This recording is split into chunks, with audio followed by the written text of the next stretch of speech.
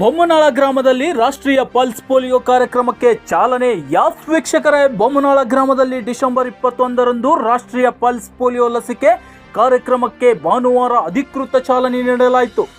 ಗ್ರಾಮ ಪಂಚಾಯಿತಿಯ ಸದಸ್ಯರಾದ ಶ್ರೀಮತಿ ದೊಡ್ಡವ್ವ ಕಾಂಬ್ಳೆಯವರು 5 ವರ್ಷದ ಒಳಗಿನ ಮಕ್ಕಳಿಗೆ 2 ಹನಿ ಪೋಲಿಯೋ ಲಸಿಕೆ ಹಾಕುವ ಮೂಲಕ ಕಾರ್ಯಕ್ರಮವನ್ನು ಉದ್ಘಾಟಿಸಿದರು.